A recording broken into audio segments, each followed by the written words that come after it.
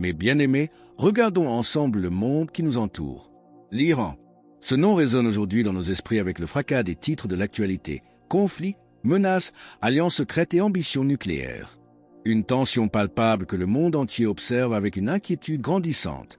Mais si je vous disais que l'histoire de cette nation, de son origine jusqu'à sa destinée finale, est déjà écrite, si je vous confiais que son rôle actuel, qui semble défier le monde, accomplit précisément ce qui a été annoncé il y a plus de 2500 ans, oui, le destin de l'Iran, ou plutôt de la Perse, son nom ancien, est gravé dans les pages de la Bible, de la Genèse jusqu'aux prophéties les plus profondes de l'Apocalypse. Nous allons dévoiler ensemble le véritable rôle de cette nation dans le plan de Dieu, un secret que peu osent enseigner. Ce voyage nous révélera comment un peuple peut être à la fois un instrument de libération choisi par Dieu, des siècles plus tard, un adversaire redoutable dans les temps de la fin.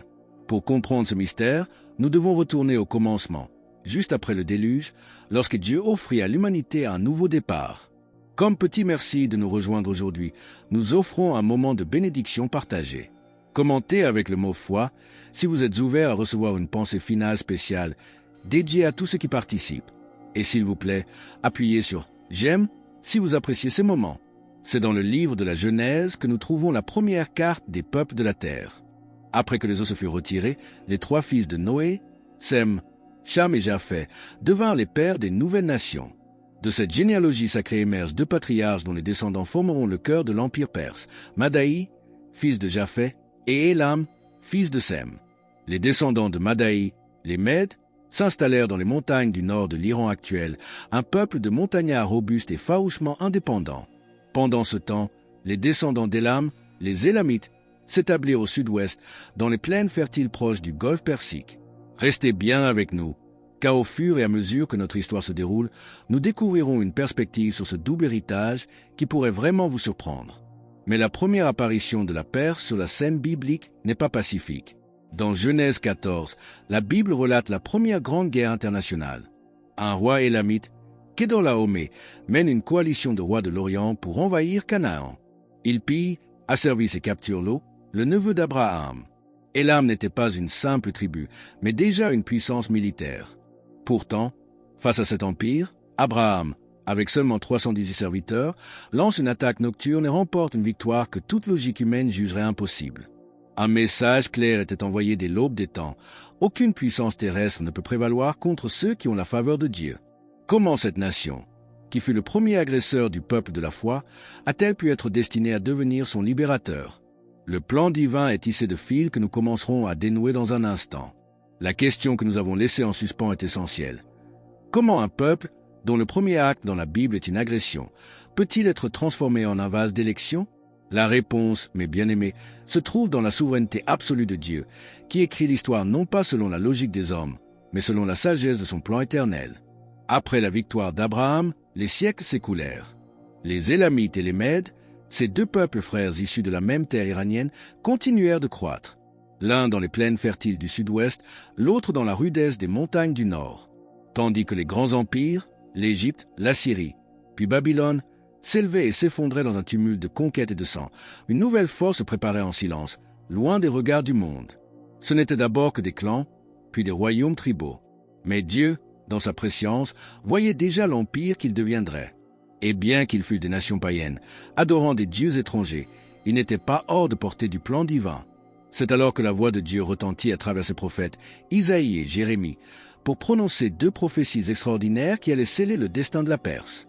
La première, annoncée par la bouche d'Isaïe, était un jugement. Dieu utiliserait la coalition des Mèdes et des Élamites, les peuples d'Iran, comme un fléau pour châtier la puissante Babylone. Babylone, l'orgueilleuse cité qui avait détruit Jérusalem, incendié le temple de Salomon et emmené le peuple de Dieu en captivité, ne resterait pas impunie. Le Seigneur avait déjà désigné ses bourreaux, l'union des peuples de la Perse. Mais la seconde prophétie était encore plus stupéfiante, car elle n'était pas une annonce de jugement, mais de libération. Dieu ne se servirait pas seulement de la Perse pour punir, mais aussi pour guérir et restaurer. Par ce même prophète Isaïe, Dieu annonça qu'un futur roi païen de Perse, un homme qui n'était pas encore né, serait son instrument pour libérer le peuple d'Israël de l'exil à Babylone et pour ordonner la reconstruction du temple à Jérusalem. Et voici le miracle, le sceau divin sur cette prophétie. Isaïe le nomma. Plus de 150 ans avant sa naissance, le prophète écrivit « Ainsi parle l'Éternel à son oint, à Cyrus, qu'il tient par la main. Isaïe 45, 1. Le nom était donné. Cyrus. Une précision qui défie toute explication humaine, un témoignage éclatant que Dieu est le maître du temps et de l'histoire. Cette parole prophétique fut écrite, préservée, attendant son heure. Mais avant même que Cyrus ne vienne au monde, Dieu commença à révéler la venue de son empire à travers des songes et des visions accordées à un jeune prophète captif au cœur même de la citadelle ennemie, Babylone. Ce jeune prophète, choisi par Dieu au milieu des ténèbres de l'exil, était Daniel. Arraché de son foyer alors qu'il n'était qu'un adolescent, il fut emmené comme esclave à la cour de Babylone, le cœur battant de l'empire le plus puissant et le plus corrompu du monde. Pourtant, au milieu de cette splendeur païenne, Daniel refusa de se souiller. En réponse à sa fidélité inébranlable, Dieu lui accorda un don précieux, la capacité de recevoir et d'interpréter des visions, des révélations qui dévoilaient non seulement son époque, mais le cours entier de l'histoire humaine. Depuis le centre même de l'Empire qui avait détruit Jérusalem, Daniel commença à voir comment Dieu susciterait un autre empire, celui qui remplacerait Babylone et jouerait un rôle fondamental dans le destin de son peuple, l'Empire perse. Tout fut annoncé en songe. Le roi Nabuchodonosor fut le premier à être touché par le mystère divin. Il fut tourmenté par un rêve si troublant qu'il en perdit le sommeil. Une statue gigantesque, faite de différents métaux, se dressait devant lui, d'une splendeur terrifiante. Le roi, paniqué, exigea de ses sages non seulement l'interprétation du songe, mais qu'il lui en révèle le contenu sans même l'avoir entendu. Aucun ne le put. Mais Daniel, préparé par Dieu, fut amené devant le monarque. Avec l'autorité du ciel, il décrivit la vision avec une exactitude parfaite. Une tête en or, une poitrine et des bras en argent, un ventre et des cuisses en bronze, des jambes en fer et des pieds en partie en fer, en partie en argile. Puis il prononça la révélation qui allait changer le cours du monde. Toi, ô roi, tu es la tête d'or. Mais après toi, il s'élèvera un autre royaume inférieur au tien, représenté par la poitrine et les bras d'argent. Cette figure d'argent n'était pas une seule nation, mais deux bras, deux puissances entrelacées en un seul corps, les Mèdes et les Perses. Unis, mais pas égaux, car le bras perse se lèverait plus haut et prendrait le contrôle. Plus tard, Dieu accorda à Daniel une autre vision, encore plus saisissante. Il vit 4 bêtes monstrueuses émerger des eaux tumultueuses du grand océan de l'humanité. La seconde bête ressemblait à un ours.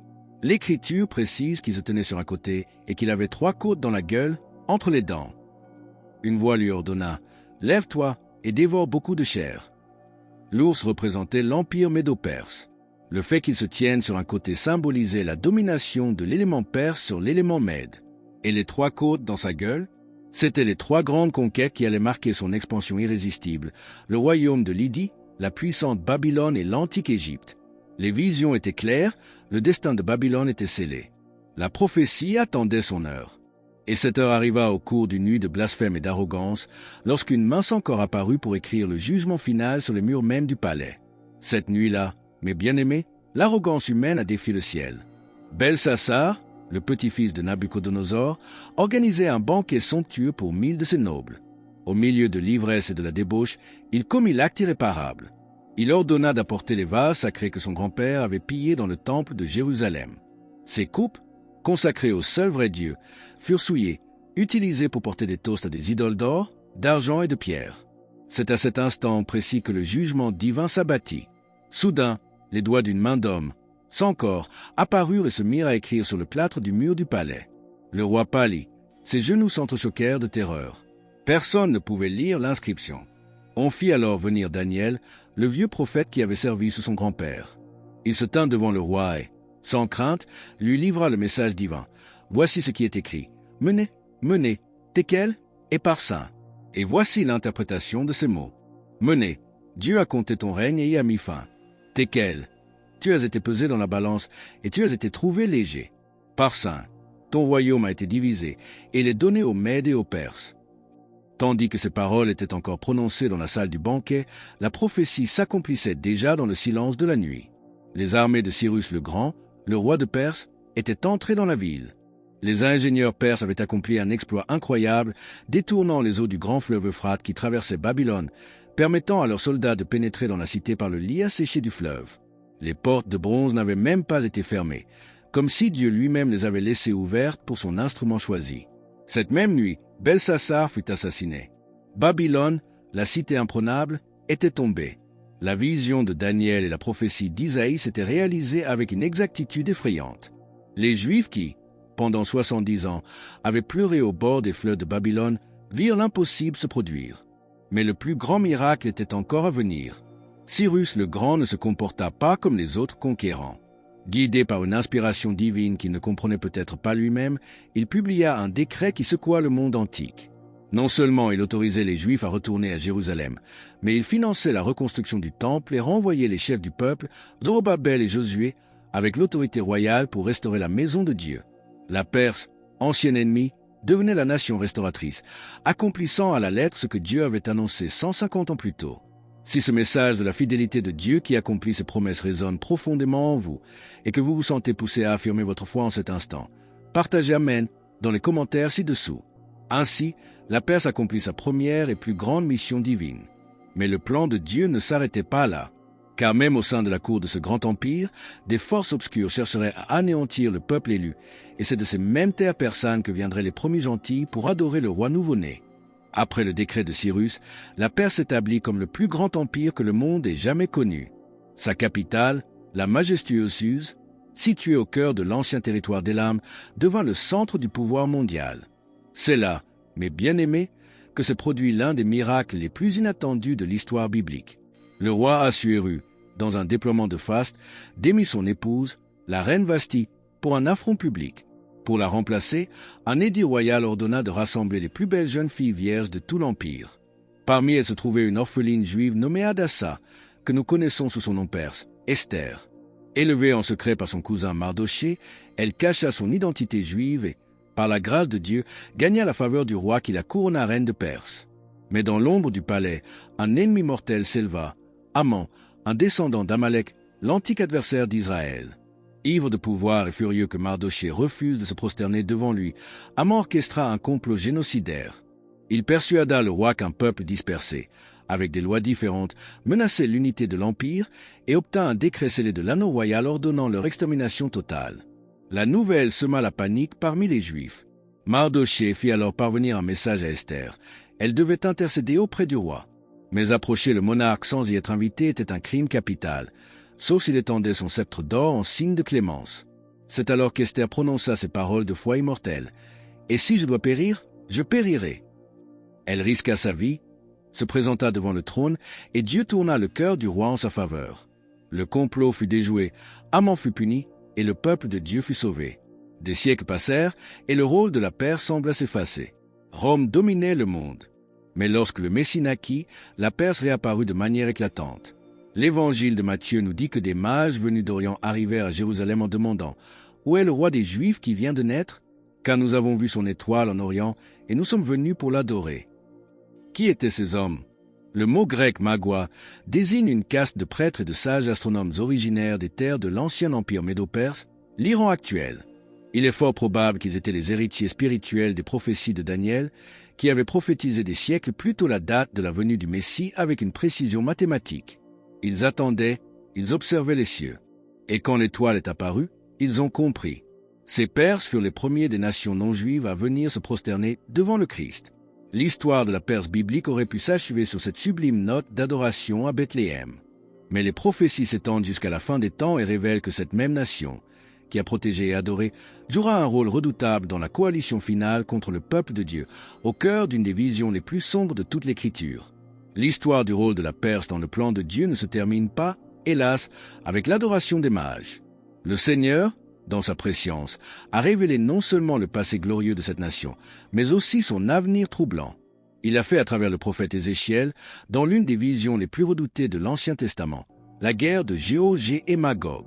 Au chapitre 38 de son livre, Ézéchiel décrit une coalition de nations qui, dans les derniers jours, se lèvera pour attaquer Israël, le peuple de Dieu, alors qu'il vit en sécurité sur sa terre restaurée.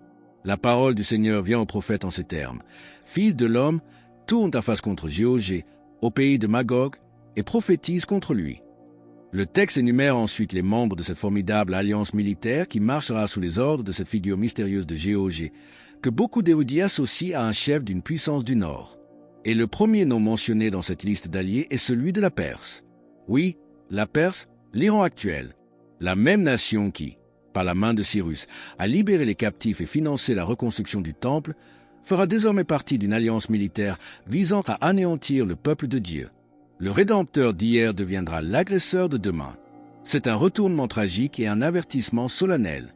À ses côtés se joindront d'autres nations, Cush et Peus, identifiés comme des régions d'Afrique du Nord-Est comme le Soudan et la Libye, ainsi que Gomé et Togarma, des peuples de la région de la Turquie actuelle. Ensemble, ils formeront une force internationale immense qui, selon la prophétie, déferlera sur la terre d'Israël comme une tempête, comme une nuée pour couvrir le pays. Pour rejoindre notre communauté et ne manquer aucune histoire inspirante, pensez à cliquer sur « J'aime » et à vous abonner. Mais, et c'est là le point crucial de cette prophétie, leur attaque ne réussira pas. Au contraire, elle provoquera l'intervention directe et foudroyante de Dieu. Le texte sacré décrit un jugement implacable, des tremblements de terre, une confusion telle que les soldats de la coalition s'entretueront et un déluge de feu et de souffle tombant du ciel. Le but de cette intervention divine n'est pas seulement de sauver Israël, mais de manifester la gloire de Dieu aux yeux de toutes les nations. Comme il est écrit, « Je manifesterai ma grandeur et ma sainteté, et je me ferai connaître aux yeux de beaucoup de nations, et elles sauront que je suis l'Éternel. » Le jugement par le feu est la réponse de Dieu à cette agression finale. La Perse, en tant que membre de cette coalition, ne peut échapper au châtiment. Mais est-ce là le mot final de Dieu pour cette nation au destin si paradoxal? Après le feu du jugement, peut-il y avoir une place pour la miséricorde? La réponse, cachée dans un autre livre prophétique, est peut-être la plus grande surprise de toutes. Le jugement de Dieu est certain, mais bien aimé, mais il est rarement son dernier mot. La question qui se pose est immense. Après une telle rébellion et un tel châtiment, l'histoire de la Perse se termine-t-elle dans le feu et la ruine? La réponse est non. Et cette réponse est cachée dans une prophétie presque oubliée du prophète Jérémie, qui révèle la profondeur de la miséricorde divine. Des siècles avant la vision d'Ézéchiel, Jérémie avait prophétisé sur Élam, le cœur antique de la Perse. Il annonce d'abord un jugement. « Voici, je vais briser l'arc d'Élam, sa principale force. » C'est la prophétie de la défaite. Mais ensuite, Dieu fait une promesse inattendue et bouleversante. « Mais dans les derniers jours, je ramènerai les captifs d'Élam, dit l'Éternel. » C'est une prophétie double. Le jugement viendra en premier, mais il sera suivi par une promesse de restauration dans les temps de la fin. Cette seule phrase change tout. Bien que l'Iran doit faire face au jugement pour sa participation à l'assaut final contre Israël, son histoire ne s'achève pas dans l'anéantissement. Dans son jugement même, Dieu laisse la porte ouverte à la rédemption. Cette idée est confirmée par le prophète Zacharie qui, en parlant des derniers jours, déclare que tous ceux qui resteront de toutes les nations venues contre Jérusalem monteront chaque année pour adorer le roi, l'Éternel des armées. Un reste des nations ennemies sera sauvé et viendra adorer Dieu. Il est donc possible que parmi ces nations se trouvent des survivants de la Perse. Celui qui fut rédempteur, puis ennemi et jugé, sera aussi témoin de la gloire restaurée, car dans le cœur de Dieu, il y a toujours une place pour ceux qui reviennent à lui. L'histoire biblique de la Perse est un miroir de l'humanité. Créée, choisie pour un but rédempteur, tombée dans l'orgueil, jugée pour sa rébellion, et finalement offerte une possibilité de restauration par pure grâce. Depuis les premières pages de la Genèse jusqu'aux visions de l'Apocalypse, la Perse a été présente. Dieu a semé la graine de cet empire, l'a utilisée pour libérer son peuple et reconstruire son temple. Ce sont ces sages qui ont reconnu la naissance du Messie. Mais c'est aussi cette nation qui prendra part à la dernière bataille. Le cycle est complet. Création, rédemption, chute, jugement et restauration finale. Le destin de la Perse est un avertissement pour les empires qui défient Dieu, mais aussi une promesse pour tous ceux qui se repentent. Alors que nous concluons sur cette fresque historique et prophétique, nous vous invitons à déclarer votre foi. Commentez « Jésus est roi ci-dessous » pour affirmer cette vérité avec nous. Et votre parcours ne doit pas s'arrêter ici. Cliquez sur la vidéo qui apparaît maintenant sur votre écran pour un autre message puissant que nous avons préparé pour vous.